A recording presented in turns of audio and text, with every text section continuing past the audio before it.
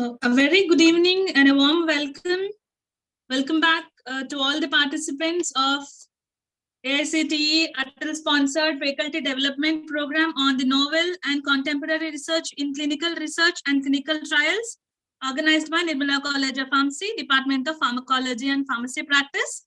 This is Asha Sheikh, Assistant Professor in the Department of Pharmacology and Pharmacy Practice, presenting you here the day 6 session. That is the last day of the online session. Today, we are privileged to have amongst us the resource person, Mr. Sheikh Mujibuddin sir,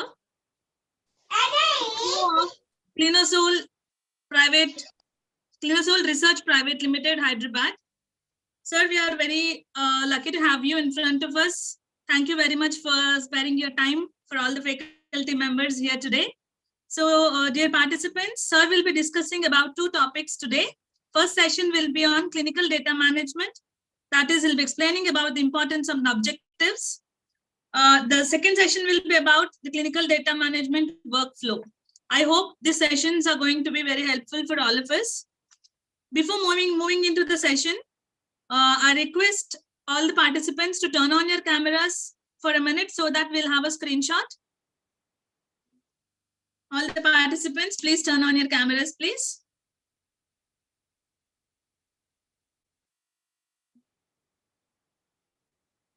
Some participants have not yet done. I request everyone to turn on your cameras.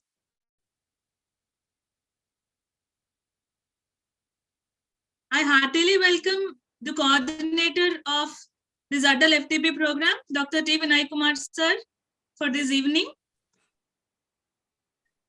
Thank you, madam. Sir, can we have screenshots, sir?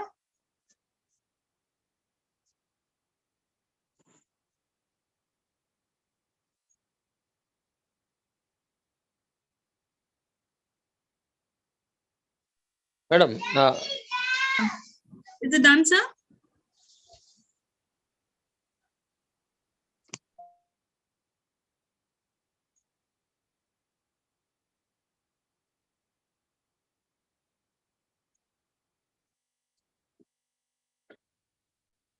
Now I request my colleague, Mrs. M. Lakshmi Shanta ma'am, Assistant Professor in the Department of Pharmacology and Pharmacy Practice, to introduce the resource person to the audience. Ma'am, hearty welcome to you. Madam, thank you, Asha madam. Am I audible? Yes, Am I ma'am. audible, madam? Yes, ma'am. Please continue. Thank you, Asha madam. Good evening, everyone. Myself, Lakshmi Shanta, Assistant Professor, Nirmala College of Pharmacy. It is my pleasure and honor to introduce today's session speaker, Mr. Mujibuddin sir. Mr. Mujibuddin is an M.Pharm in Pharmacology and MSc in Clinical Research holder. He has spent more than a decade and a half of his career across various domains of the clinical research in India's most prestigious pharma CRO and pharma IT organizations, including BioServe, Paraxin, Oracle, Accenture, and Quintiles. He has held various positions, such as being a consultant for the leading EDC tool, Oracle Inform, Oracle Architect, and Safety Database, Oracle Argus Safety Suite, and a subject matter expert for the cancer clinical trials. His expertise include risk-based monitoring, processes excellence, project management, clinical data management, and clinical monitoring. He has led the cross-functional, transformational project teams responsible for the implementation of clinical trial database, central monitoring, and risk management tools, processes, roles, and services. Mr. Mujibuddin is passionate about the opportunity these capabilities bring to the way we work, our roles, and the improvements in data integrity, patient safety, and regulatory compliance. Over the years, he has been involved in major therapeutic areas, being a subject matter expert in oncology, dermatology, and diabetic studies. Mujib sir has been influential externally with a decade of research and teaching experience, and as a corporate trainer has polished thousands of employees as experts.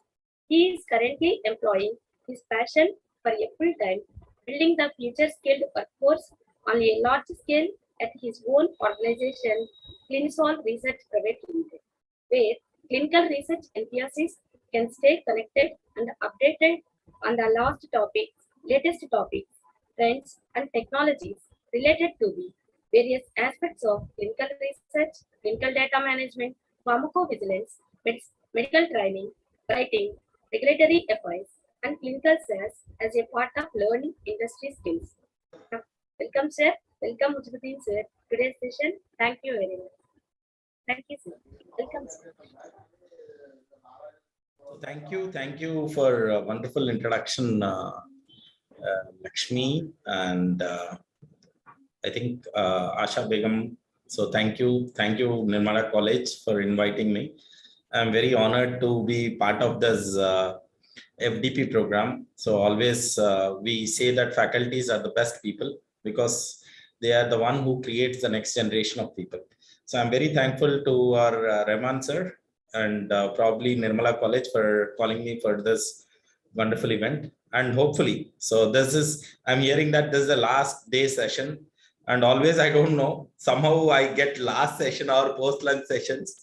So hopefully I'll not make you very boring. I'll make as much as possible interactive and make sure that I reach to the questions which has been put to me. The objective of this session is to know about the clinical data management and also to know about the workflow of clinical data management. And obviously, there is a lot of questions regarding the career in clinical data management, where I'll focus more on the three objectives of this today's session. So without any delay, I'll start my presentation. Let me share my screen and let me project my slides. Okay, so first two questions, which probably every online sessions will ask. Am I audible? And Yes, is my sir. screen visible? Yes, sir. Absolutely.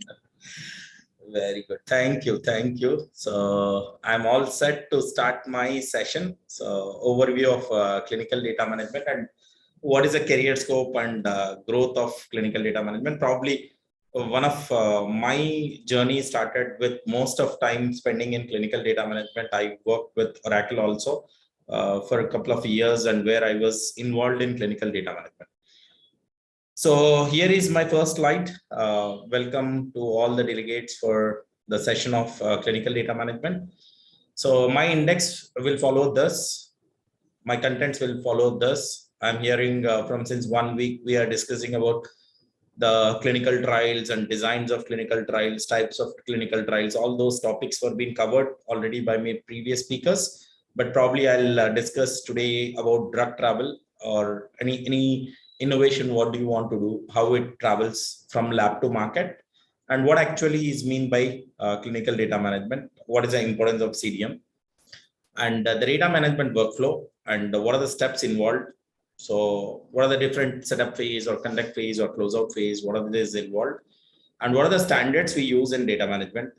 So what are the different standards while you are performing the clinical data management? We'll be discussing more about it.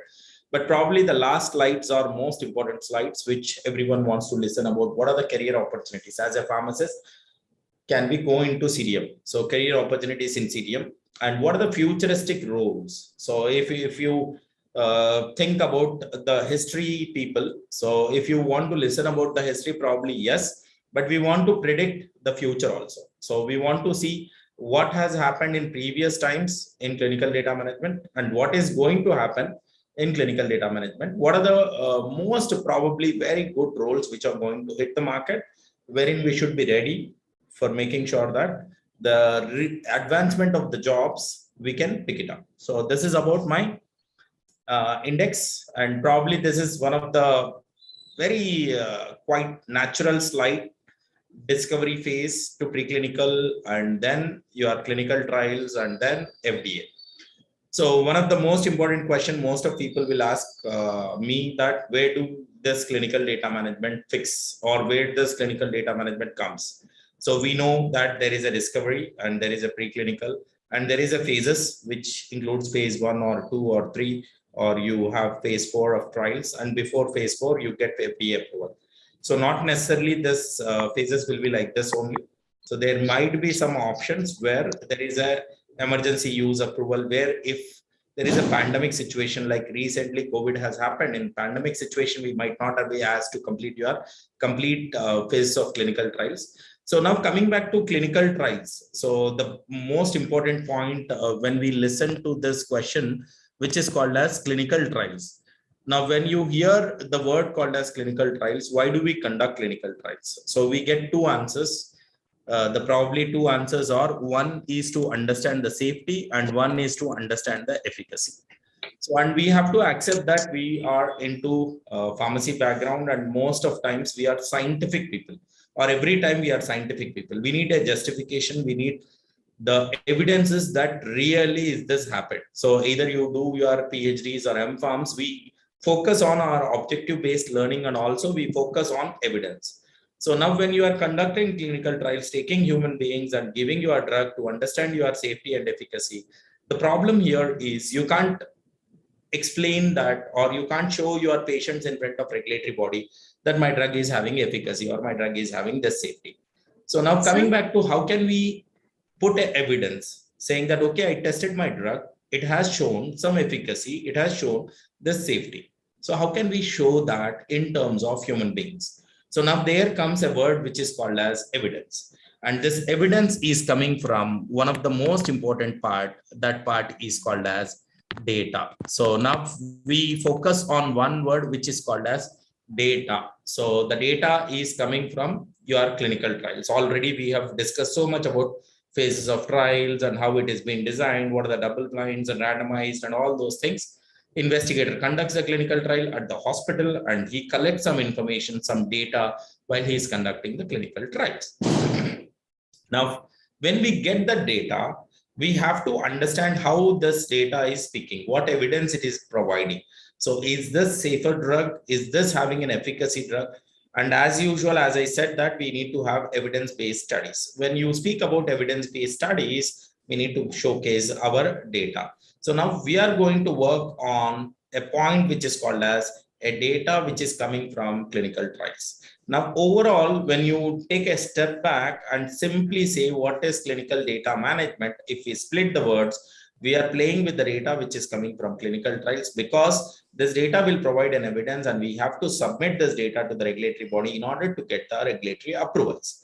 Now, if I have a drug and if I want to get an approval, so my first thing is designing of clinical trial, conducting of clinical trial, and the most important thing is collecting of data, validating the data, and storing of the data. So this more whole story comes into your data centric, because we are living in an age which is called as data age. Everything is data. Whatever we speak, it is called as data. Now, let's assume that if I want to search something in Google saying that I want to take an iPhone 14, and I started searching iPhone 14, and now there is a data for Google that Mujib is searching for iPhone 14. And then it starts giving advertisements to me saying that, okay, take iPhone 14 from Chroma, or take iPhone 14 from Reliance or Amazon. This giving this offer, that offer. Everything is one word which is called as data. We are living in a society. We are living in a world which is called as data. So we call it as data age. So now coming back to a whole and sole point, clinical data management in a one word, if you want to define. So the people who conducts the clinical trial are investigators. The people who collects the data, validates the data, and transforms the data and archive the data is your clinical data management. So we have multiple arenas. So that's what we have to probably think about how the clinical data management is being happened. So now what is CDM? So as already I have discussed that. Yep. So very sorry to interrupt. Actually, it's not in the presentation mode that we can see your complete screen, sir. Is this possible for the presentation mode, or we'll carry on this way? Now, is this visible or it's not visible? It is, sir. It is visible, but Okay. just wanted to ask you that is it possible to go into presentation mode, or if it goes on like this also, it's fine. See, there are two ways. One is, if you want me to write on the slides, I have to project in this way. If you want presentation mode, I'll pick it up. Sir, anything is No fine, problem, sir. sir. You can continue, sir. You can continue in this way. Yes, no problem. We have, see, Because, always yeah, there is an option that we have multiple arenas we can think about. We don't need to worry. So I think this is okay now. This is Yes, okay, sir. probably. Yes, sir. So very sorry to interrupt you, No, sir. Very sorry. no problem. No problem. I think this is a good point to be asked. So now coming back to what is CDM. So coming back, clinical data management, why it is very critical phase of clinical research, because the whole and soul story is playing around data, or the whole and soul story played around data. So now we have a very important point, which is called as clinical trials.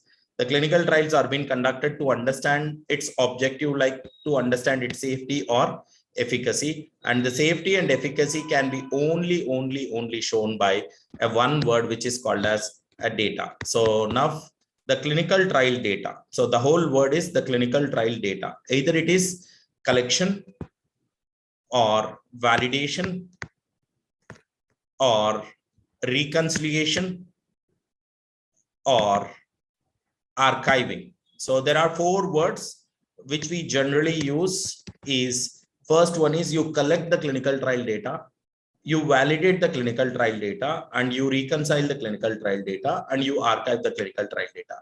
And remember one point, that the clinical trial data should be trustworthy, reliable, accurate, and complete. So there are multiple words we need to understand here before we go ahead to understand more deeper into clinical data management. The first point here is the data should be reliable. So data should not be malpracticed, or data should not be forged, or data should not be irreliable, wherein, because the data should be trustworthy. So because the regulatory body itself will give approval based on the clinical trial data. So data should be reliable.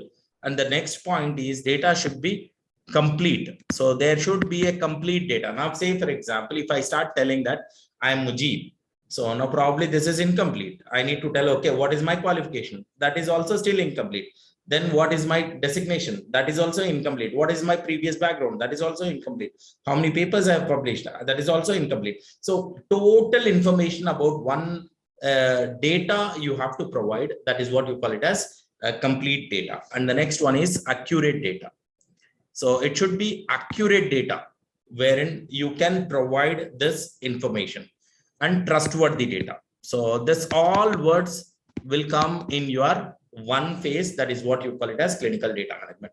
Now, if you simply speak that, sir, why is the CDM important? Why regulatory bodies focus on data? Because everything is data. If you want to get an approval, it's about data. They will review the data, that how many subjects you have enrolled, what are the safeties, and how many adverse event has happened for each subject, how many concomitant medications were be taken, what are the previous medical histories the subject was having. All those things will be spoken by only one point, which is called as data. And the data management is one of the most critical part in clinical research. So without clinical data management, we can't do anything. So the phases and the transformation of clinical data management has taken from the initial stages to now in a different style, different way, that probably we'll be seeing in the next slides. So I'll go ahead with my definition now.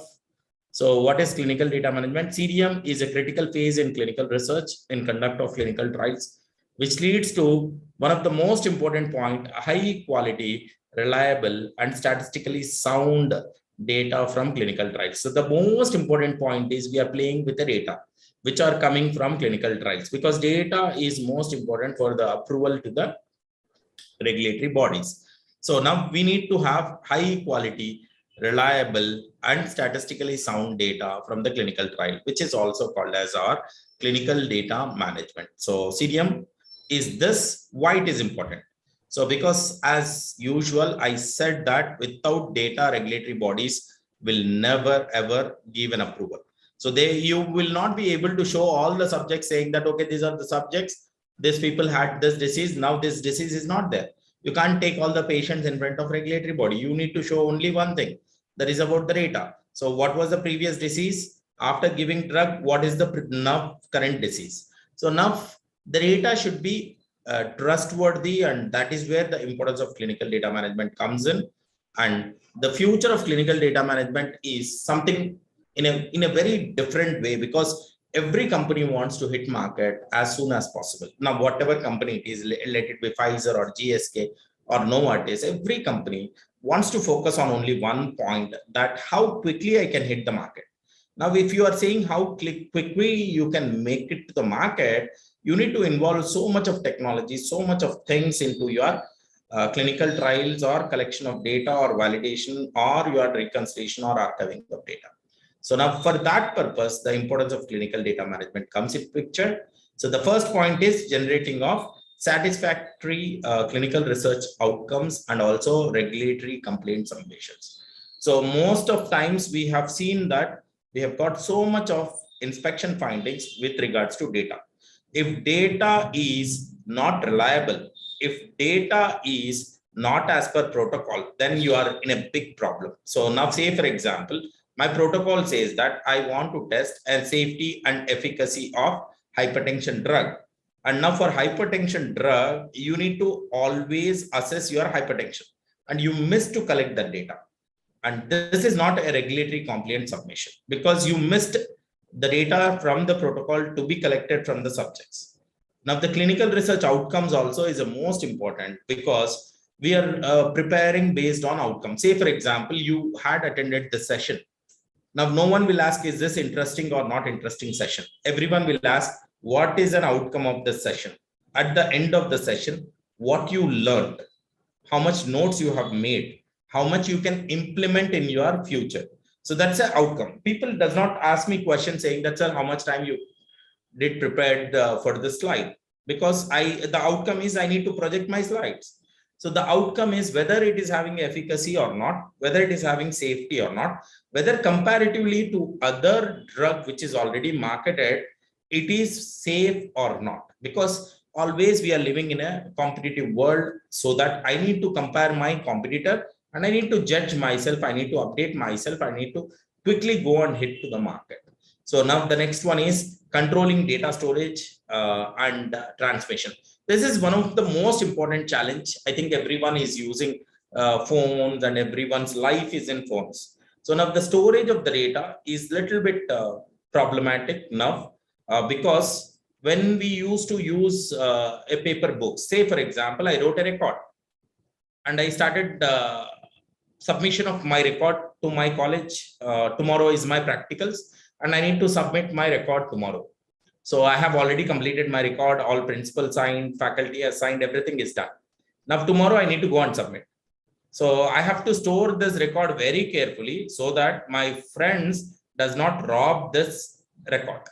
Now the storage is most challenging in paper, because if my friend robbed my record, then I don't have any objective to go to my practicals. I can't go and give answer saying that I don't have my record.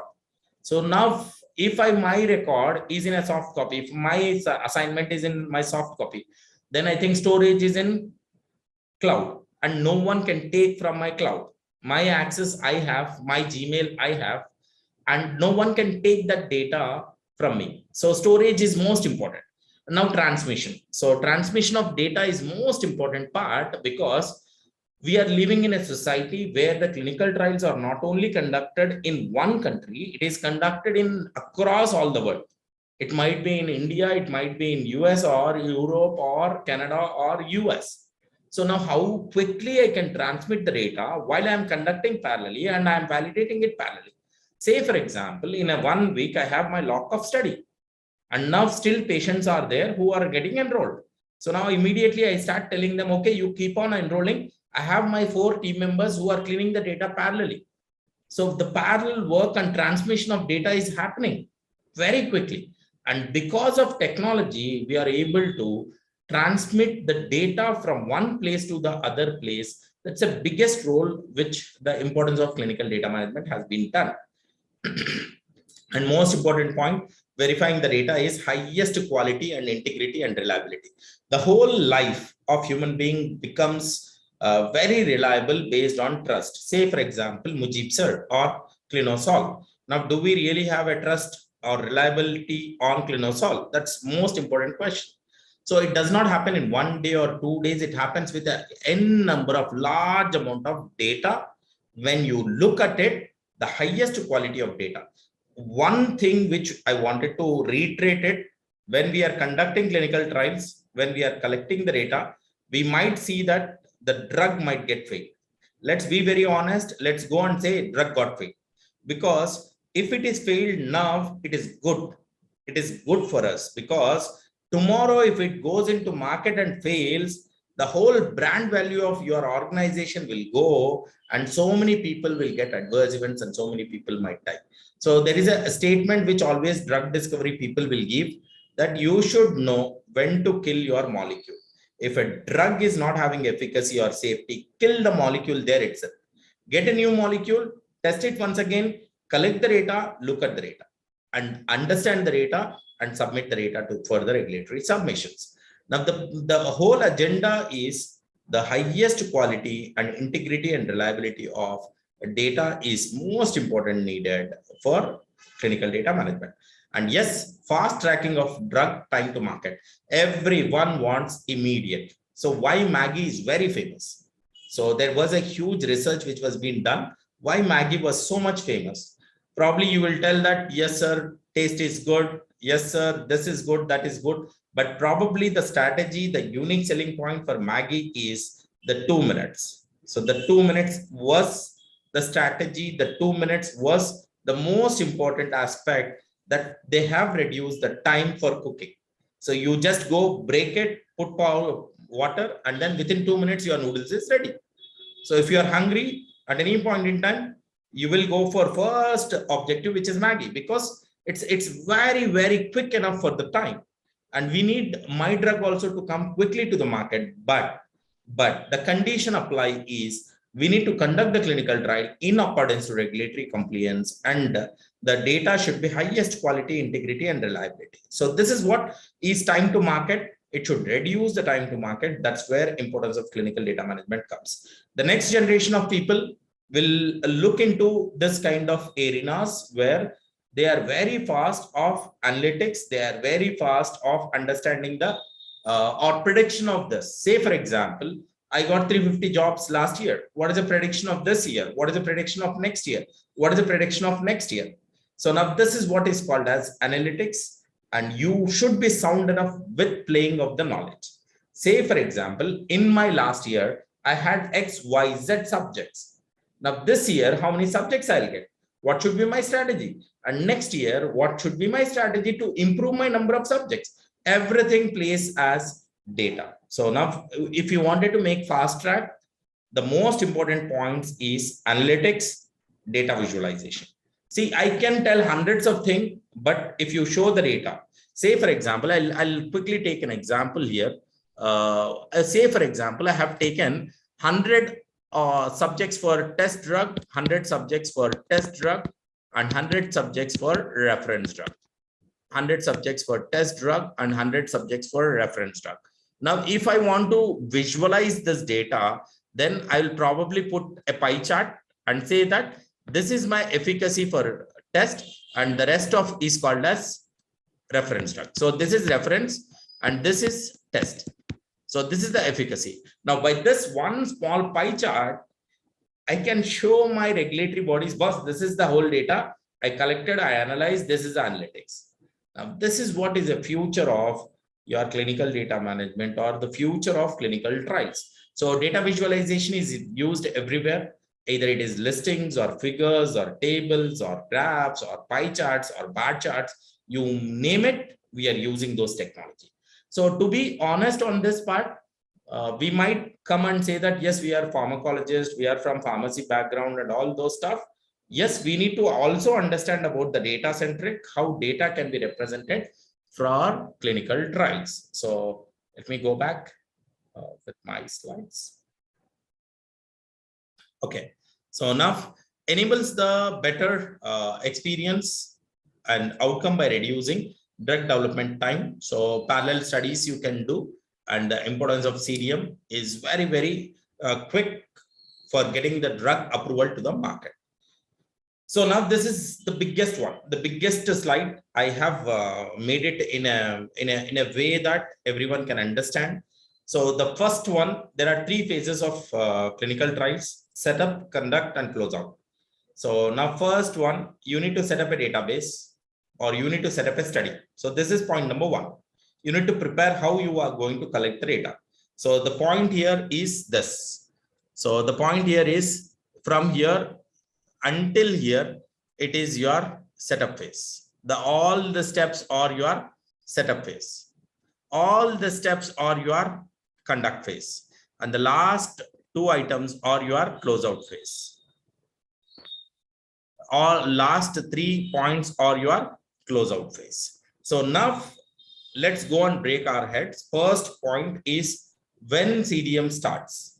CDM starts once your protocol gets approved. Once your protocol gets approved by IRB IEC, protocol will be prepared by medical writers and it is approved by your IRB and IEC. Once the protocol is approved, one copy of protocol will be given to data management. Now data management will start looking at protocol. Okay, now what is this protocol? What are the objectives first? What is the design first? What is the therapeutic area it is having? And what are the data points I need to collect to make sure that the analysis is being run correctly and I can submit my data to the regulatory bodies. So now, first of all, we start the basic point, or in other words, if I reiterate, what is the start point of clinical data management is, it's a protocol which is getting approval. Okay, then you plan your data management plan. So in data management plan, you have steps, how much time you require for setting up a database, how much time you are going to collect the data, how much time you are going to validate the data, how much time you are going to reconcile the data, and when you are going to log. What is the timeline you will give in one thing which is called as data management plan design. So which is also called as DMP design. So there are experienced people who provides this DMP plan. So this provides the timeline, how much timeline it is required. We have to provide this data management plan so that in order to understand how much time it is going to take for approval, how much time it is going to take for approval. Now coming back to after the data management plan design has been done, then we will go for the CRF design. So the CRF is a core part of collecting the data. So we say CRF is an essential document. Without CRF, we can't do anything. So the people who are involved in the CRF development are the most experienced people. The case report form, because the whole start of the story will develop from CRF design. So the start point is protocol. You have read the protocol.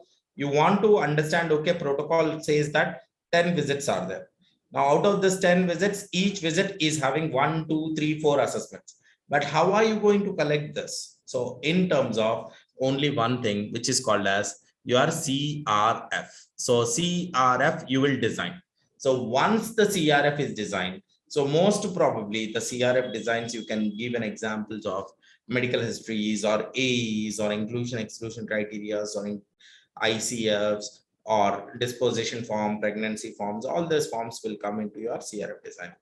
Then you come up with database design. So there is a big story which is called as database designing, wherein programmers will be involved. So I'll try to reiterate, the CRF will be designed by pharmacologist or pharmacist or from life sciences background. Yes, but the database design, we give it back to programmers who are from IT background, saying that, okay, this is my requirement. Now, can you develop a database? Can you put up a database for me? Saying that, okay, X and Y is the one thing, the dynamism it has to work. Or say, for example, if subject is male, do we really think that we need a pregnancy form? Answer is no, we don't need it. So now how are we going to avoid this pregnancy form for the subject who is a male? So this all things we will give requirement to the programmer, and programmer comes into picture of this level, which is your database designing. And now once the database is designed, and then you go and put some of the things which is called as auto queries. So now I'll reiterate the point. The first point what we have discussed is, first point which we have discussed is the CRF designings, which is the data to be collected from the subjects, the data to be collected from the subjects. And the next point we have discussed about the designing of database, that the implementing of dynamisms or calculations or email alerts, all those things we will put into your this database design. And then we go and implement some of the queries. Now coming back to why should we require queries? What is this all story about queries? So what do we want to tell about automatic queries? What is manual queries? What is the words which we are using? So now point to be reiterated here is the first step is collection of data, which will be done on your CRF design. And the second point is validation of data, whether the data is correct or wrong. So now say, for example, I'll take an example here. I have got a subject who has got an adverse event, Now adverse event, they are saying it is fever. Now I said, okay, it is fever, it is fine. And then they said adverse event start date is 10th of September. So they are saying adverse event started on 10th of September. Now adverse event end date is 9th September. So now they have given this probably this data. So I have given some example here.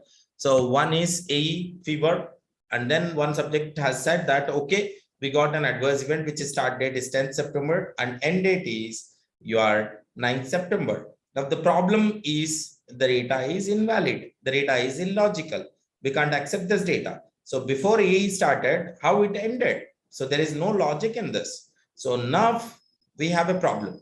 So now to avoid this problem, we can't go and call them and say that, okay, you correct this data. So we need a modification, but with a queries. So the point here is a big word comes, the validation of data will happen only with queries. And the people who are responsible for raising the queries is data managers. So the people who are responsible for writing the queries is data managers. And the queries will be classified into two types. The first one is auto queries, which we develop in the system. The second one is manual query. So now for this query, for example, if this is situation, I would preferably have an auto query where I will say that AE start date is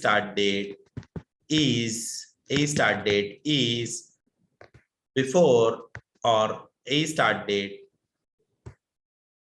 is after AE end date. So AE end date, please correct and clarify. I'm giving it to our investigator who is collecting this data. Why is this data AE start date is after AE end date? So I'm giving them an option. So now this type of queries is called as an auto query. And we have n number of queries to be programmed.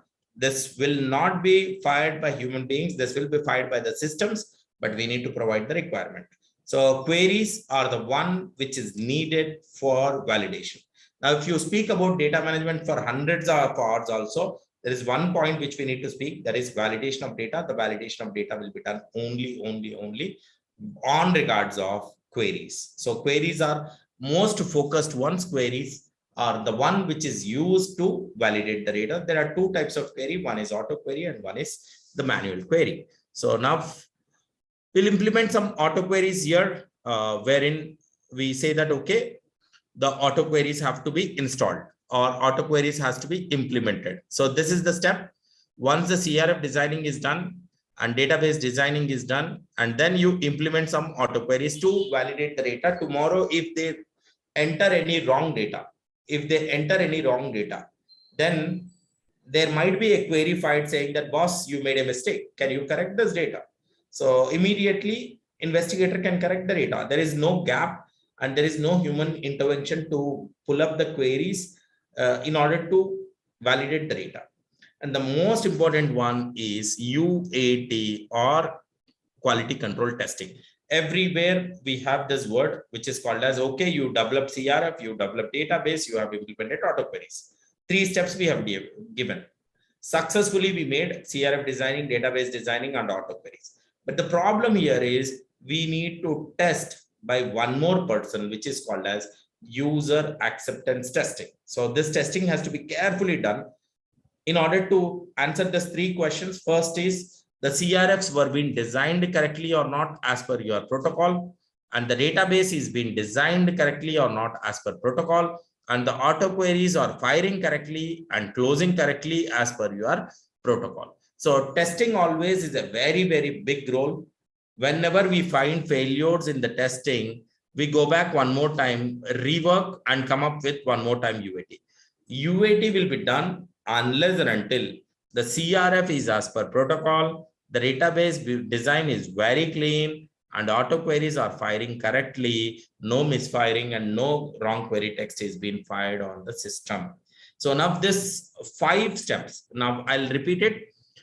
The 5 steps: data management plan, CRF designing, database designs, programming and implementing the auto queries, and UAT. This 5 steps will be considered as setup phase. Now, to be honest on this part, this 5 step, once these 5 steps are completed, then only your system is live. Else your system is not live. So your system only gets live, or your system is only available for data entry to the investigator once these 5 steps are completed. So generally it depends that nearly 3 to 6 months of time will be taken for all these 5 steps. Once the protocol is approved, it depends on number of subjects or number of the complexity of design, how you are probably taking the design. So based on it, you will have this, how many days you need to perform this designing of clinical trial or setting up of the database. So first point number 1, you design the database. Now design is ready. Now investigator. So I have given very clearly site. So now this site goes into a part who is called as your hospitals or investigator sites. Now investigator sites, probably one thing, investigator will take the subjects. Investigator will take the subjects. And he has included the subjects into clinical trials. Then he will perform the data entry. So now who is performing the data entry? So that's why I have given the 3 different color. So this work is not data management. This work is not data management, and this work is not data management. So now we need to understand this point very clearly. Data management does not do data entry. No, we only collect the data, validate the data. So our focus is on validation of data. Our focus is on reliability of data, trustworthiness of the data, and accuracy of the data. But we don't focus on data entry. We are not at all focused on data entry. Data entry either will be done by your CRC or PI or investigator.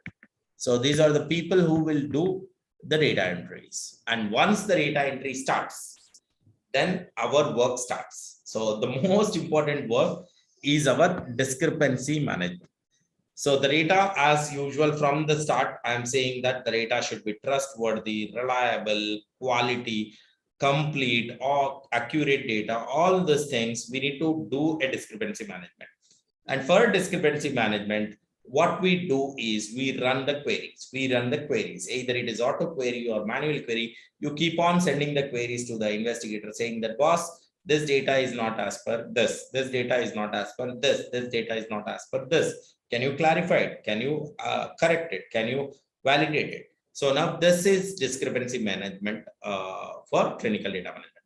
The highest work will be done on your part, which is called as discrepancy management. So this discrepancy management is the one work. We need to know what to query and how to query, when to query, and what answer you are expecting from the query. So the whole logic rotates here, the validation of data. If data entry error is there in the clinical data management or in the clinical trials, then we are expecting the cleanliness of the data. And for cleaning the data, we have only 2 ways. One is cleaning the data by auto queries or by manual queries. So now discrepancy management depends on a big story, which is auto queries and then auto close queries or answering queries or reissue queries. So many things will be there. To be on nutshell, I'll put 3 points here. So the whole data management story will depend on this 3 words. So data managers does 3 things. The first one, data manager raises the query. So he raises query. So he raises queries. So he's the person who identifies the mistakes and he raises the query to the investigator. This is point number 1. And data manager also closes the query. So now if the data is valid, if the data is clean, if the data, what you are expecting is updated, then data manager is a person who closes this queries, or who says that, okay, the query is now, the data is now clear. Now I can close this query. And now the third point is reissuing query. Reissuing query. So now this is something which is very important point, that the reissuing query will be done by your data manager, which is called as, you raised a query, he answered. Say for example, I asked question saying that subject age is not 18 years. You took the subject into clinical trials. Okay, now he answered it saying that no, subject age is correct, but I can't accept it because subject age is not 18 years. His source document does not say it is 18 years.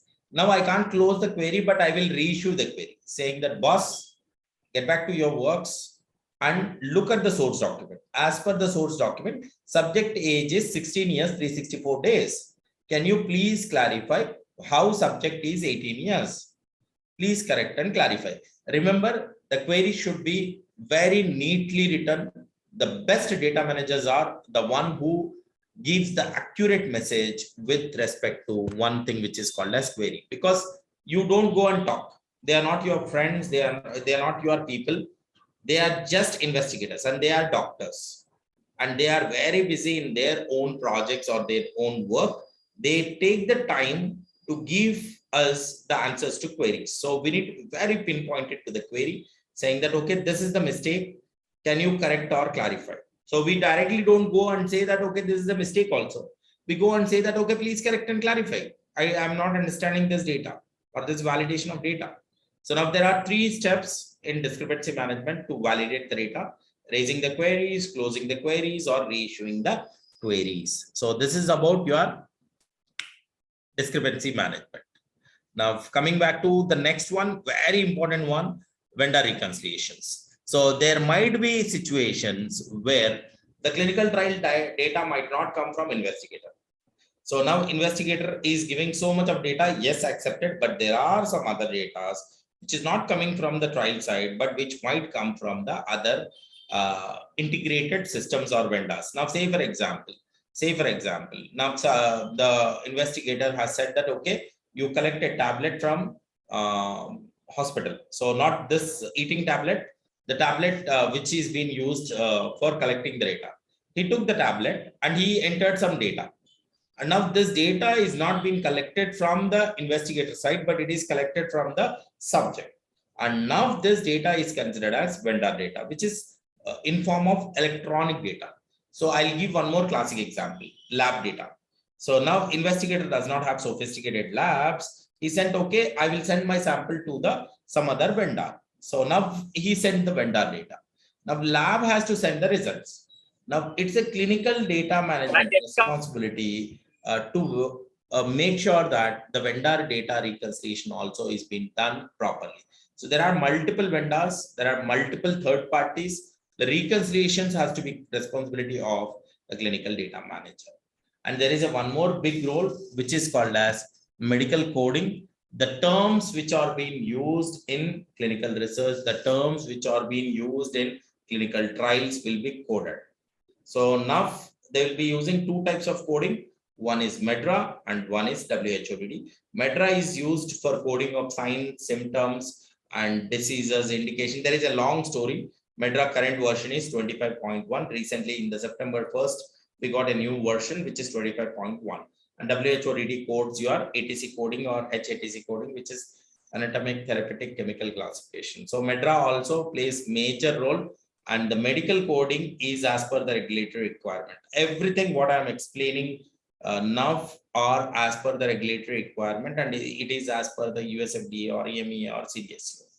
And then the final step, once the data is clean, once the data is reconciled, once the data is coded, then you go for locking. So there are 2 types of locking. One is soft lock and one is hard lock. The locking will be done once the data is complete, once the data is coded, once the data is reconciled, once the data is source data verification is completed, once the data is accurate. There is no further changes are required for the data. then you go and put a soft lock. And once all subject data is completed and no further updates are required, then you will put a hard lock, revoking the access of investigator so that further changes will not be done. So now, once the subject is completing the trial, you keep on cleaning the data, raising the queries, that are doing the reconciliation and performing the medical coding. And finally, you use two types of coding. One is your locking. One is soft lock and one is hard lock. And once the hard lock is being done, once you have revoked the access, then you go for archival or storing of the data in the cloud. And the last step is this data will be transferred to a team, which is statistical analysis team, wherein they will run a TLF statistical analysis softwares, and then they will give a final report that, okay, we conducted this clinical trial, we collected this data, the objective of the clinical trial was this, and the data is showing this output. So this is in a nutshell the overall process of your clinical data management. So I hope I am clear. Can I park it here for any questions to be asked? Anyone? Any questions? Can I park it here for a minute and then I can continue my session if any questions are there?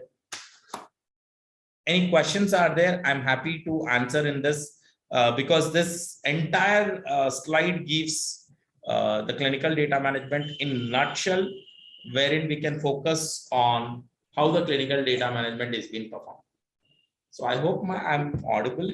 I hope I'm clear till now. Yes, sir. Yes, sir. That was very clear, sir. It was excellent. If you can continue, sir, we'll ask for questions. Like I've already dropped the text in the chat box for questions. Okay.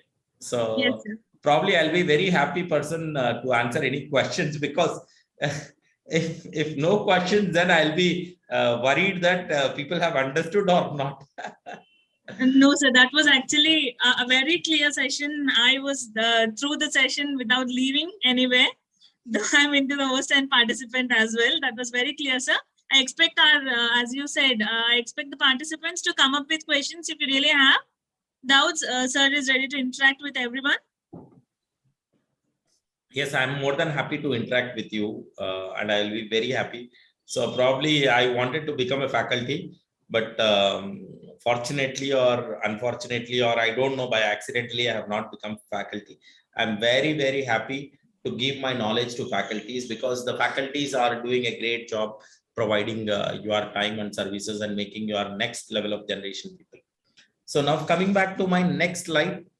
So this slide also is very interesting. The first one, if you see here, we have given an image of setting up a database. If you see here, we have taken a subject and there is a data also.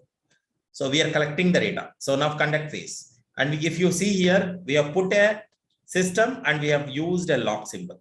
So now everything is symbolic. Everything is pictorial representation. See, when we see at the level of understanding how we can represent it, now by seeing the three images, we should understand what is setup, what is conduct, and what is closeout. And as usual, I already have explained that protocol review, CRF design, edit check programming, and testing will be done in setup phase. And yes, the conduct phase is being done in data entries and discrepancy management and reconciliation and the medical coding.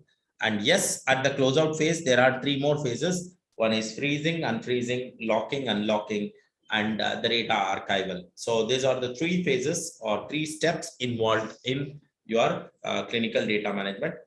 So coming back to the job opportunities or the scope of the clinical data management, you have every job in every team. Say, for example, you can become a testing team, you can go into CRF designing team, you can go into study designers, you can go into discrepancy management, or you can become a medical coder, or you can become a reconciliation specialist also.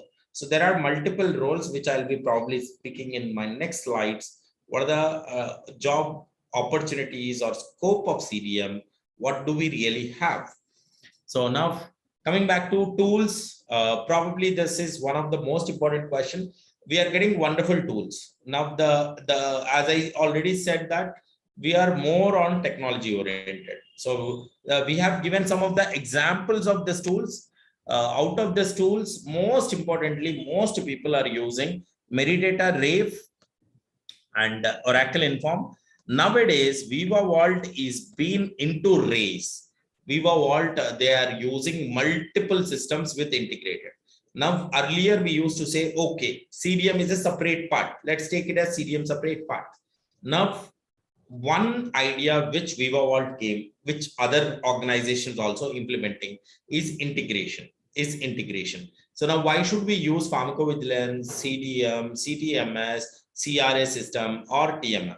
So they are merging all the systems into one platform. So from the start, identification of investigator, enrolling the subjects, performing the monitoring, conducting the clinical trials, collecting the data, validating the data, archiving the data, analyzing the data, and TMFs. Everything can be done in one system. So that is what Viva Vault is bringing, and Oracle Inform also, they have bought Clinical One. So now Viva Vault has started integrating systems.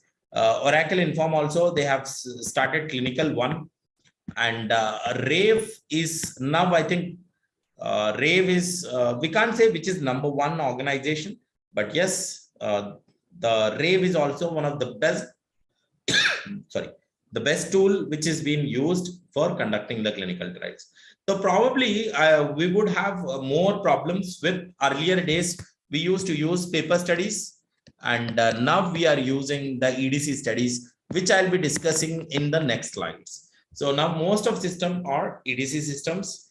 And if you see the pictorial representation, this is the future. So now earlier days, we used to use EDC system. Now the next level of CDM will be on tablets and without use of internet. So there are some systems which are working without use of internet. So now, to be honest on this part, there are some technologies which are being developed. Say, for example, patient is at hospital, and hospital not necessarily have an internet facility. And you can't go to a patient sitting with the laptop saying that what is happening to you, you tell, I will type.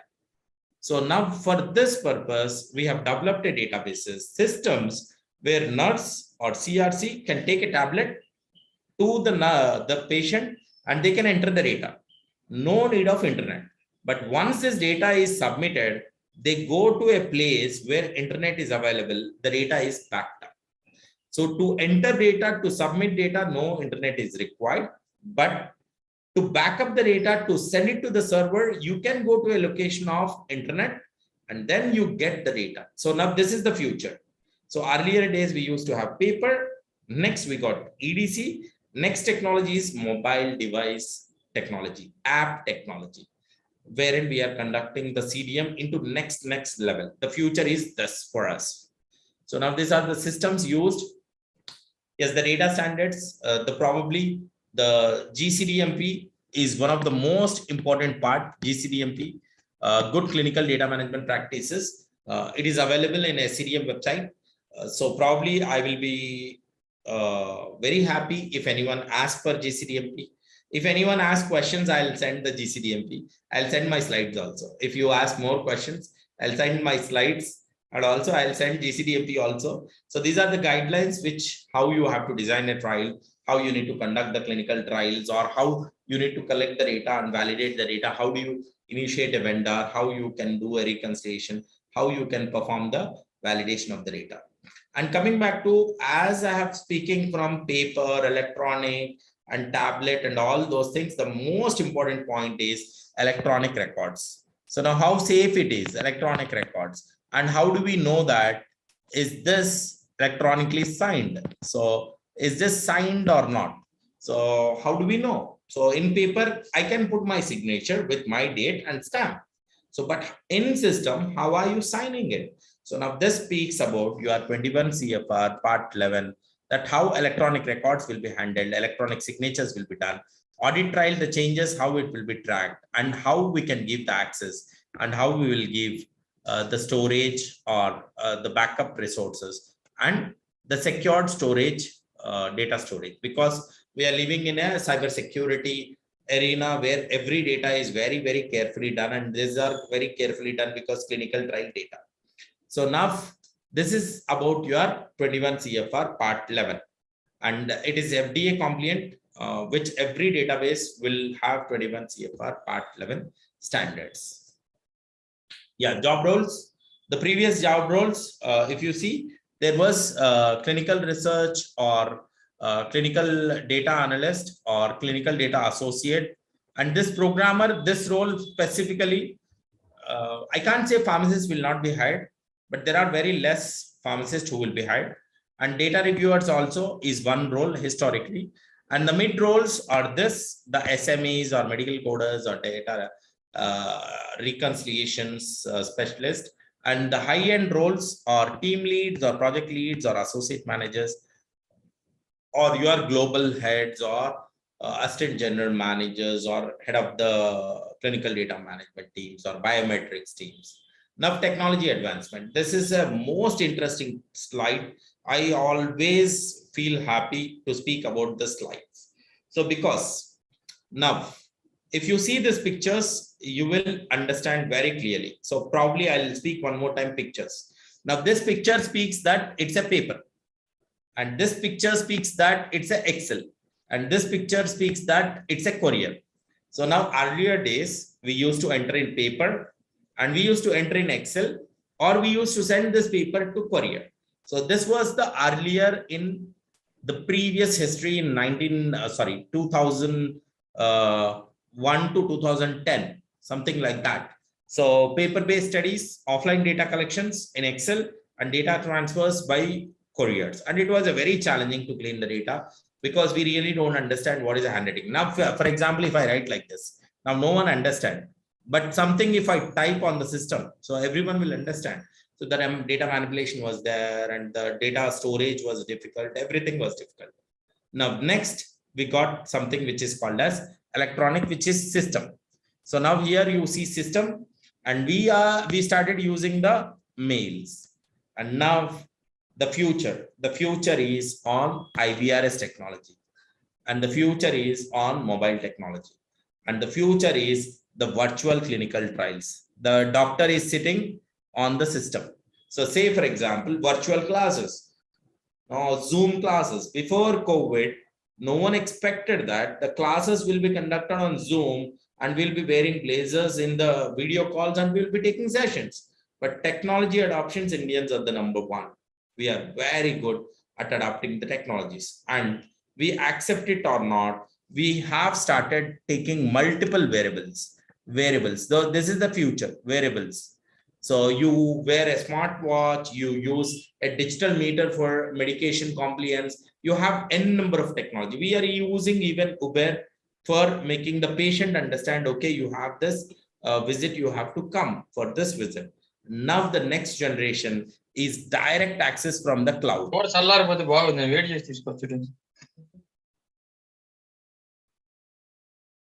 Okay, I'm sorry, guys.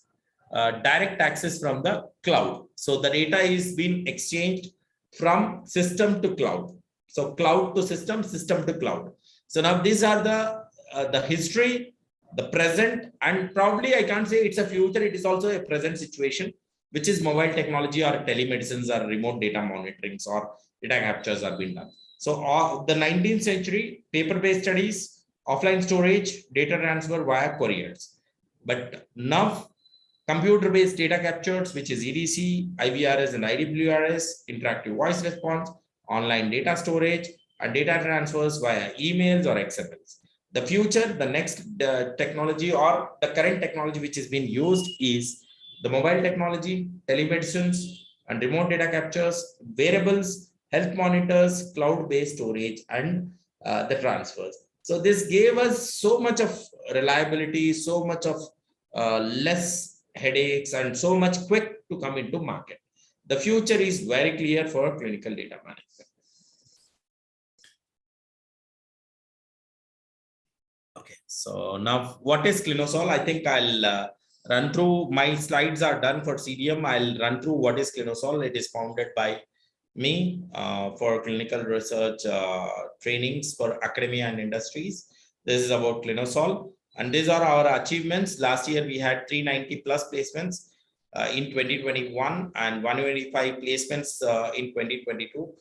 We have collaboration with database companies, and we are accredited with ACRPs and ACDMs and SCDMs, only organizations which is associated with Association of Clinical Research Professionals. The highest numbers of articles and blogs presented by students, and our students have presented in international conferences like SCDM and ISCR. So we have multiple branches. One is Hyderabad, Bangalore, and Canada. We have got continuous awards for 3 years. This year, I took an award from Honorable Home Minister of Telangana for Best Training and Placement Organization. I was being nominated for Best Training Organization. I'm nominated for one more award, so probably which I'll be getting in next week. So Best Clinical Research Award in 2022 also. And why people choose Clinosol? Because of this multiple reasons. I just don't wanted to go into the slides. This is about our Clinosol, and how to reach Clinosol is this. So this is my last slide. I'm very happy to answer your questions. I think I'm open for questions. I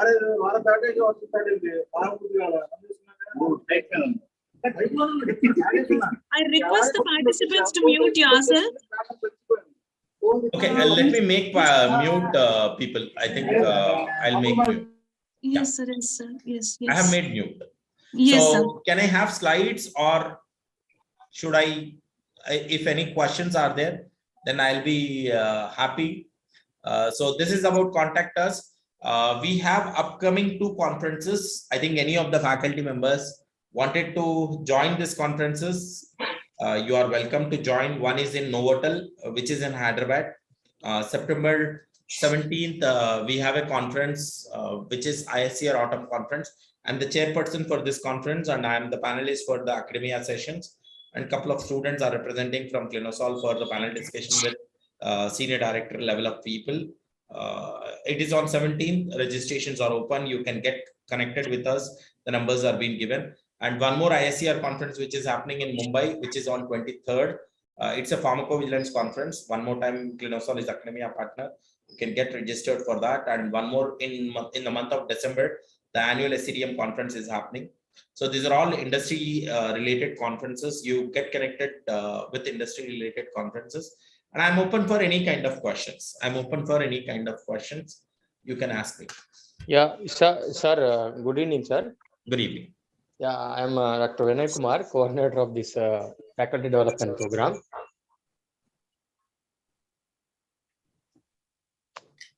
Sir, am I audible, sir? Yes, Vinay. Yes, go ahead. Yeah.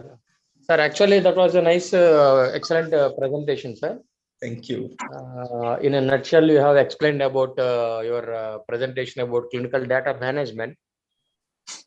So the objective of the faculty development program is actually, if you give awareness to the faculty can groom hundreds of students. So this is the main objective of AICTE Technical and Learning Academy. So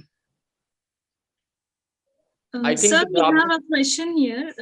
Yeah. I think the objective of this conference and this FDP program has been justified. So by all these 6 sessions. Thank you, Vinay. Thank you. Yeah, sir.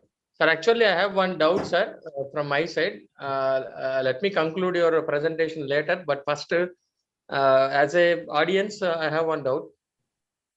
So as per, if you take SAS or that thing, there will be some global certification exams will be there for medical coding or SAS. So may I know, sir, what are the global certification exams are present for CDM, sir? Yes, I think there is one certification which is SCDM certification, which is CCDM certification, which is one more time, it's not for freshers, it's for experienced. You need to have 2 years of experience to complete the CCDM certification. As I have already said that the GCDMP is being given by SCDM. So now if you carefully see, this GCDMP is being given by SCDM, and these people only have a certification which is CCDM. So certificate in clinical data management, and this is gold standard certificate. So for this certification, I think it's if I'm not wrong, 30,000-40,000. But this certification can be only written by experienced people. So you need to have 2 years of experience in CDM.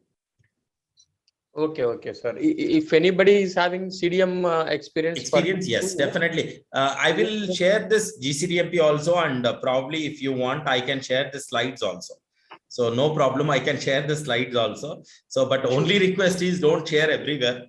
Don't share in LinkedIn, or don't tag me in LinkedIn saying that, okay, this is CDM. So, because this is so much of hard work which we have put to share the slides. As you are all faculties, I can share it to you. I can share it to Vinay. Vinay can in turn share it in the group for FDP, probably. Yes. Sure, sir. We are posting the slides in the ATAL FDP portal, sir. From there only faculty can download. Yes, So perfect. I'll share. So I think this is one part. And going for certification, yes, probably one of the most important part is the global certification. The CCDM is a global certification. Yes, sir. Either you have the experience or not, but if you have certification, you have a very good value that you are really capable. Yes, sir. Yes, sir. So good. I think any more there is questions? A question from the audience, sir. Okay. Miss, sir, once again. Prashanti. Prashanti has come up with a question. Is there equal recruitment chances for B Pharma and Pharma D students? So how do you like me to answer? There's a very difficult question to be asked and to be answered. So now if I say that B Pharm also will have same opportunity, Pharm D will go and scold me. If I say Pharm D will have more opportunities, B Pharm will come and scold me. So now probably this is a very, very difficult question to be answered, but I'll try to answer this. See, probably most of companies are looking at Pharm D's. Answer is yes. We have to accept it. Pharm D is equivalent to a PG, and there might be more opportunities. Recently, I'll take an example, and this opening is posted in LinkedIn. I don't have any obligation of conflict of interest. Now, if you see AstraZeneca, they have posted some openings, and they have asked, okay, we need only Pharm Ds, M Pharms, and MBBS, and BDS or MDS. So now, how do we expect that B Pharm will have the same opportunities as Pharm Ds? It's a companies who are recruiting itself. They are saying that, okay, we want Pharm Ds. So now how can equal opportunities we can expect for Pharm Ds and B Pharms? There might be more opportunities, yes, but I can't say no. There are no opportunities for B Pharm. There are opportunities for B Pharm, but probably more for Pharm Ds. I hope that answered. Yes, Prashant. Yes, Prashanti. I hope I answered your question, Prashant. Yes, sir. Yes, sir. Thank you, sir. Thank you. Thank you. Why? So because you have asked very difficult question. Yes, sir. Why? Why? Because so many students are asking me also, sir. Those who are studying the B Pharm, they are regretting. Why? Because no regretting, ma. They have to do M Pharm. See, one thing as a faculties I'm trying to tell is B Pharm is just a graduation. M Pharm has to be there in their resumes. So I think as a faculties, you need to motivate the students to have an M Pharm. So because my companies also, because I work day in and day out with companies, let's be very honest at this point. I'm really sorry that if I'm harsh, but if student is stopping at a B Pharm, he might not grow in ladder. If a student completes a M Pharm or a PhD or further education, he will grow up in a ladder. So, but the students' mindset or students wants to very quickly grow, take a shortcuts. There is no shortcut for the success. You have to do hundreds of things and years of knowledge and years of experience. Then only they'll get successful. I think they should not get regretted because I am also a B Pharm. So now I'll say I'm also a B Pharm. After B Pharm, I did my M Pharm. After M Pharm, I did my master's in clinical research. Now, no one's asked me to do stop my education at B Pharm. So probably you need to justify them that they have to go for M Pharm. And yes, M Pharm and Pharm D is equivalent. So that's what PCA also has clarified, that both are considered as PG. So after PharmD also you can go for PhD. After MPharm also you can go for PhD. So I hope I am clear, Prashanti. Okay, sir. Thank you, sir. We'll motivate the BPharm students, sir. Thank you Yes, very ma, much. please, ma, please, ma. Because the advantage for you guys is day in and day out, they will be following your life, and they will be seeing your words very carefully. That any word which you say, oh, BPharm is enough, they'll say, okay, my faculty said BPharm is enough. My life is settled. Now they will follow each and every word of yours, because you are like guiding people for them. You are mentors for them. And I was being mentored by so many people to reach to this stage. I was being molded. I was being put into a sharp shape. So now I was just a stone. So they made Mujib out of me. That is my teachers or my faculties. And we do accept or not, it's a faculties who are making the next generation of people. So I hope that sounds clear.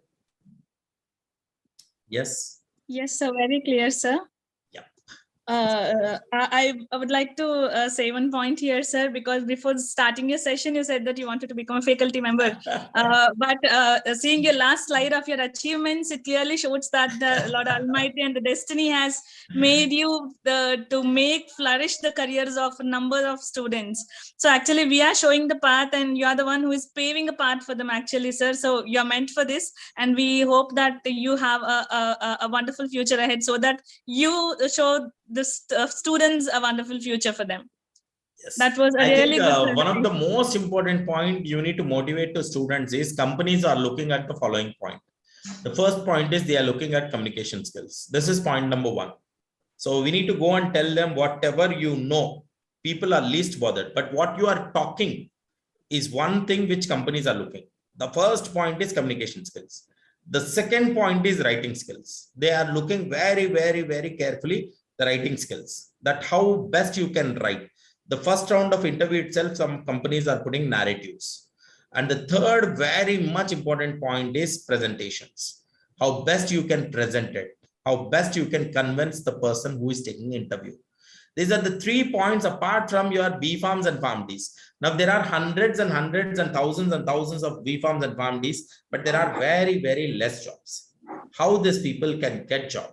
Their knowledge has to be extensively vast with writing skills, speaking skills, presenting skills, or convincing skills. And one of the best thing what I would request my faculties is, as students, to prepare LinkedIns. LinkedIn is one of the best place where you can sell yourself. So if you want to write a blog, go to LinkedIn, spend some time, write a blog. People will come back to you saying that you wrote a good blog. They might give openings to you. They might go and say that, okay, we have an opening. Can you come and join? So it happened with my student also. One of the student who was PharmD, she was writing continuous blogs, interview questions, everything. So one of the person from one pharma company has approached her saying that, are you looking for a job? She said, yes, why not? So she said, okay, you send your resume. She sent the resume. Within 2 days, she was being interviewed and she got a job. And to be honest on this part, I am very happy to share this good news that BPharm student has got 7.5 lakhs highest package in Clinosol. PharmD candidate, the highest package was 9.5 lakhs. And we still start saying that BPharm is waste, PharmD is waste, MPharm is waste. But students are getting the jobs with this highest package as a freshers. So I think that's where we have to change our mindset. The people who got the best packages, obviously their skills were very good, where companies have thought like they have to be growing into a very good, their ideas are very good, their writing skills are very good, their presentation skills were very good. So I think you guys have to motivate your students for practicing this thing, the final year people, for practicing this thing, having LinkedIn profiles, having the best digital presence. Now, if you type your name, whatever you get in your Google is your digital presence. How many blogs you have put, how many articles you are being cited, how many journals you are available, how many presentations you have posted in your Google. So all this will be mattering a lot for you guys. I hope I am clear about this point. I hope I'm not boring you guys. No, sir. No, sir. No, sir. I think these points are going to be very helpful for all the faculty members, so that in turn they can motivate the students that they don't take a step backward, that they're into pharmacy. We should make them not to regret. So many of them, they feel that they wanted to become doctors, but unfortunately they are here. But we should make them feel that fortunately they are into pharma sector actually. So I think with this, I think I remember one more point, that they wanted to become doctors, and by choice or by chance they have become a pharmacist. But I am from a maths background. I never wanted to become a medical student or pharma student, but God has given a destiny. I was a maths, physics, chemistry student, but God has given a destiny that I have to go into pharmacy and I need to drop off in clinical research. So we should always take it as challenging, and we should never regret what is given by God and what best we can make out of life. So I have never regretted what is there, and students also should understand that yes, I haven't got MBBS. Now, best example I'll give. Yes, I have studied my +2 and then I went into pharmacy. Yes, probably yes. But now I never regretted that I wanted to doctor, because my +2 was not by PC. But now the Indian Medical Association Telangana branch calls me for sessions, and I go for CME, where hundreds of doctors are sitting and I'm speaking about clinical research. Now I'm happy that what is being given by God and what I can make better and better. So as an MPC student, becoming a pharmacist and giving a sessions to doctors, and we should feel very, very, very happy that yes, I have given CME sessions. I have given the continual medical education for faculties in diabetes also. So we should feel happy for it. As a pharmacist, we should feel proud. So that's something I think which always I say to my students. I hope that sounds nice for you. Yes, sir. Yes, sir. So once again, on behalf of Nirmala College of Pharmacy, Department of Pharmacy Practice, our convener, Dr. Sheikh Abdul Rahman sir, and the coordinator Vinay sir, and myself, Asha here. On behalf of each one of us, I would like to give a big thank you to you for giving such a wonderful presentation, for motivating all our faculty members, all the participants over here. Thank you very much, sir. Now I request our coordinator, Dr. T. Vinay sir, to give up the end remarks for the session and for the certificate of gratitude presentation for the speaker. Oh, it's a old photo, so I'm not looking like that. We wanted to make you young, sir, back. Thank you. Thank you. Dear Mujibuddin sir, thank you for accepting our request and make your valuable time for spending with us for ATAL FDP. So in this regard, from our side, from the Nirmala College of Pharmacy, convener principal sir, and from our faculty side, we would like to extend our thanks to you, sir, for spending your valuable time on the weekend. Yeah, and also I hope the students also, they will get a good updated skills. I hope all the faculty members who are present over here, they will share the knowledge that you have gained to your students. And also I could see the comments now. There most of the faculty, they are saying that nice presentations are good, good topic that you have spoke like that. As a gratitude of token of gratitude, herewith we are presenting the speaker certificate, sir. Please accept our certificate of presentation, sir. Thank you. Thank you. Yeah, sir. Sir, soon we'll send the same certificate hard copy to your address, sir. Perfect. Thank you. Thank you. Yes. Sir, at this Yes. point of time, I would like to just give a small note that the patron of the session, our secretary and correspondent, Sister G. Nirmala Jyoti Garu, is also there in the session. She was there continuously from the beginning till end. Sister, thank you so much for joining. We are glad that you are here in the session, sister. Oh, okay. Thank you, sister. Thank you for joining. Thank you, sir. Thank you so much. Your presentation is very well. I could hear, I could follow you from the beginning. Oh, So thank you, sir. sister. It was Thank very you. clear and All your prayers. Thank you, sir. Thank you. Dear participants, I request you all not to leave so that Vinay sir will give a note about the MCQs, what you should be answering.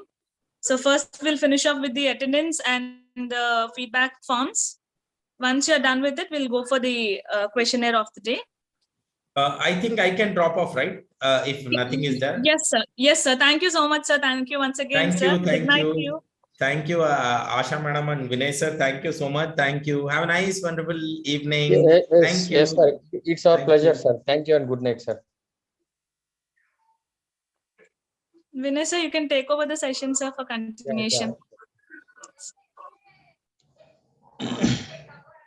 Dear participants, or present over here, so very good evening to all.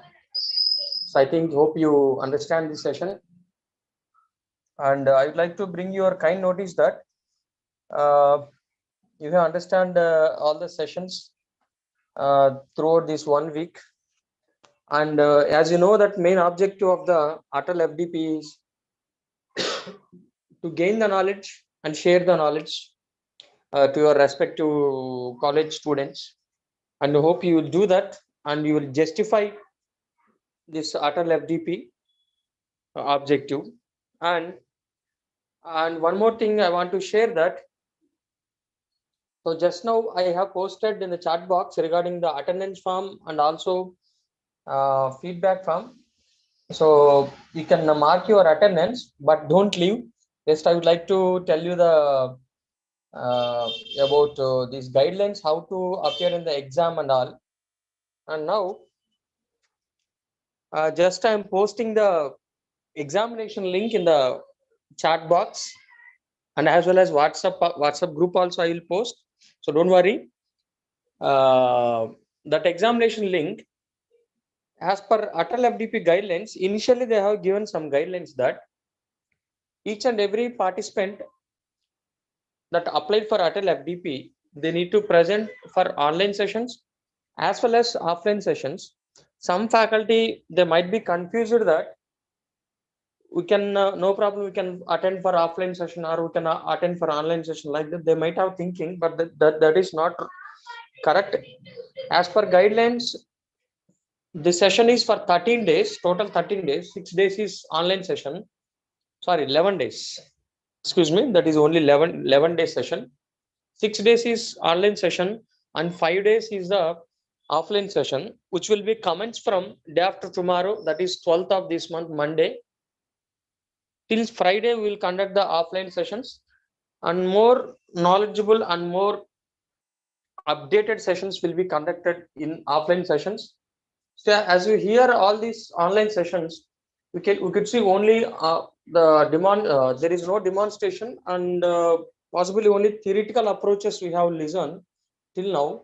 But from coming Monday onwards, we are giving the experiential based learning. So that is, we are demonstrating every software that the resource person that they have taught throughout these online sessions.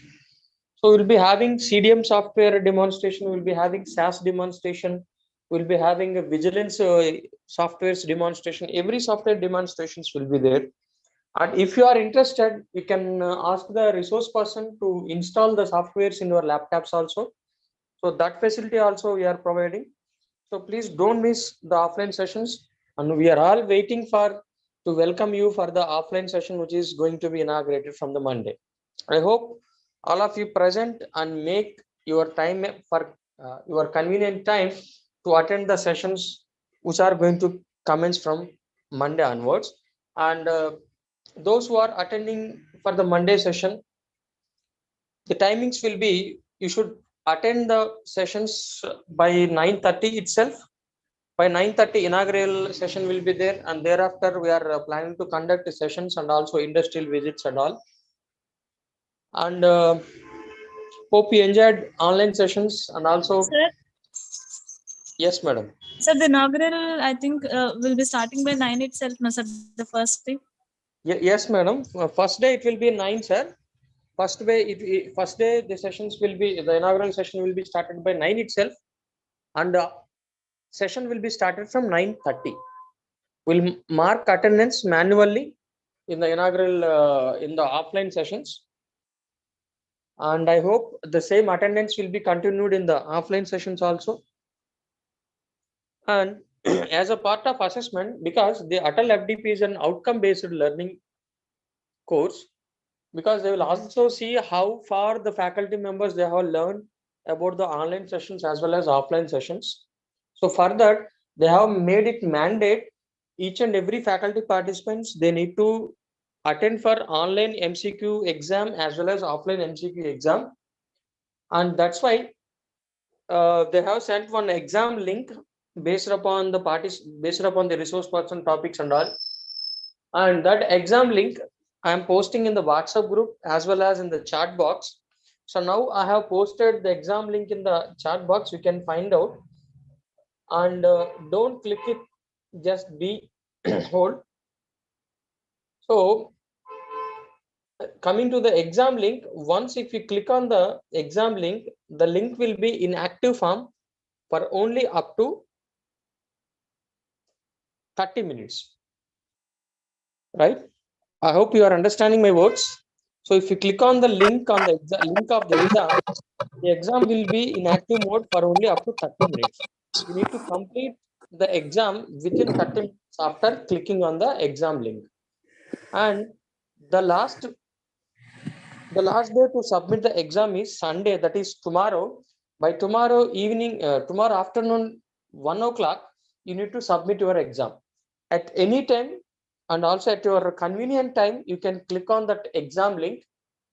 So just now I posted. Can anyone please confirm me whether the link is posted in the chat box or not? Yes, sir. Yes. Yeah, did you receive the exam link? Yes, sir. Yeah. So the link will be posted in the group also. And one more thing I would like to remember you that please sign into the link by using your registered mail ID only. Don't use other mail IDs, because that link is accessible to the participant mail IDs only with the mail ID that you have registered for the ATAL FDP. The same mail ID, by using the same mail ID, you need to access the link. Don't use other email IDs. And also only one chance will be given. And once if you click on the link, you need to complete the exam at all. So don't, and the link will not open second time for a participant. So like that, they have made some settings. So if you have any doubts regarding writing your exam online mode, so please contact me. My number is there, and you can ask now also. Do you have any doubts, dear participants? Is it everything is clear with the exam guidelines and all? Sir, if we cannot able to attend the offline mode, how we can get certificate? Madam, actually this is hybrid mode, madam. So for 11, this is hybrid mode FDP. The session will be for 11 days. For 11 days, the participant should attend at least 75% of attendance. So for suppose if you have attended 6 days, for 11 days, it will be around 7.5 to 8 days. 8 days. 8 days is the mandatory attendance. 8 to 9 days, madam, it will come around. 8 to 9 days, it is the mandatory attendance to get the certificate, madam, as per their guidelines. And I hope it's your convenient time, madam, because the time is there. Monday, Tuesday, Monday to Friday, we are conducting the sessions. As per guidelines, madam, ACT, they have made it mandatory. And if you have any queries, madam, please you can call me. My number is there in the WhatsApp group. And still any more doubts regarding the exam? No, sir. Regarding the exam link, I think no doubts. So dear participants, if you have any doubts, please contact me. And I hope you complete the exam, because the exam score will be displayed immediately after your submission of your exam. You can see your result instantly, right? The result and based upon this test exam, you will be getting the certificate of 2 weeks ATAL FDP participation certificate. So as one participant just now asked that about offline sessions. Yeah. As per guidelines, you need to attend offline also, and you need to maintain at least 75% of 11-day session. So accordingly, you can plan your visits, madam. And also we are planning industrial session and SAS handling also we are giving, and also CDM handling also we are giving, and vigilance handling also we are giving it during the offline sessions. So I think please don't miss this because they are already there. The theoretical part it will be theoretical part was completed in the first week this week.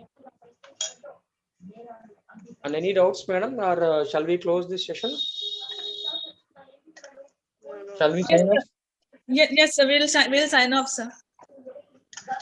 Okay, Thank you, madam. participants, for joining. for- So for the queries, you can call Dr. T. Vinay sir for any other questions you have or any other doubts. So please complete your test. So we'll be waiting to see you on Monday, sharp 9. The inauguration will be starting. Just a reminder. Thank you all. Good night. Madam, We'll sign off. just a minute, madam. So Sir. for convenience of the participants, so just the Zoom meeting will be conducted. The meeting will be held in active mode for the coming 10 minutes, because some people they couldn't able to get access the attendance and feedback forms. And today we have posted exam link also. So that's why we will wait up to what's the time now? 8:40. Up to 8:50, we will be keep this Zoom meeting in active mode. You can access the links and you convey the same message to your fellow faculty, those who are already registered for the FDP. That please come to the Zoom meeting, join the meeting, click on the attendance and feedback link, and also please take the exam. Mr. Vijay Kishore sir has asked question whether the sessions are going to be in the morning. Yes. Yes, sir. Maximum all the sessions will be Monday. It will be morning session, sir. Monday afternoon industrial visit will be there. Tuesday also morning session only. And afternoon one article discussion will be there on the Tuesday. Wednesday also morning session. Thursday also morning session. Friday also, sir. Only Tuesday we'll be having article discussion.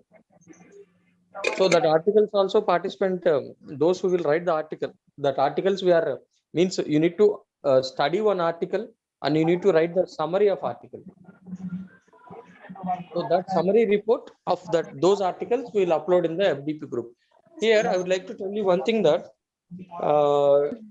in the coordinator portal, I will be seeing that every participant details for each and every participant. Need to give attendance will be automatically marked by using those Google form. But coming to those this article report, for article report they have allotted 30 marks, right? So for MCQ exam they have allotted only 20 marks. For article report they have allotted 30 marks. So for the article report we will be giving one full length article to you. You need to study that article and you need to write 3 key points about those articles. And that article discussion will be held on the Tuesday afternoon session. So those who write that article key points, the same will be uploaded in the ATAL FDP participants list. Okay. So most probably Tuesday you will be having afternoon sessions, sir. Remaining all days you will be having only morning sessions itself. Yeah. Still, madam, any doubts? Sir, if thanks for your reply, sir. While most of our faculty are from affiliated colleges, as you are aware that many of them would be having classes. So yes, I thought of asking you or requesting you in such a way that if we could conduct these sessions in the afternoon, so that something or the other would be beneficial for the faculty as well, including us. If it is already priorly fixed, then we can't do anything about it. If there is any chance that on behalf of all the other faculty, I'm just putting forward a request for you in this yes, regard. Sir. Actually, sir, we already the resource persons all they have made their arrangements. But and also they are hailing from so far distances, like from Hyderabad. Some people they are coming from Bangalore. They are coming. Okay, sir. So already they have planned their days and all. So if possible, sir, I will talk to our management. I will let you know, sir, in the WhatsApp group. Yeah, please, sir. Okay, sir. But don't miss the offline session, sir, and Sure. also all the participants. Yeah, we would come, sir. But if there is any possibility like that, then it might be Yes, sir. helpful for the. Yeah, we'll see. We'll see, and I will discuss with the management and principal, sir. Sure, sir. Thank you very much.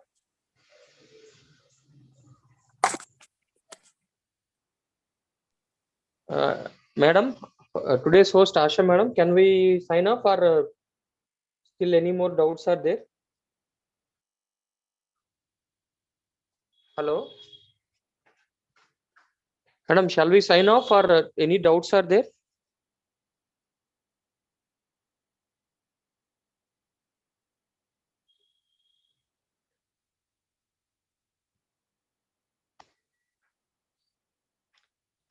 Okay, the session will be conducted for 5 more minutes. By 8:50, we are closing the Zoom session.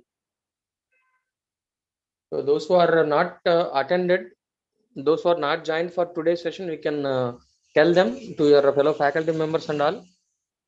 So they will join and they will take the exam, because exam is mandatory.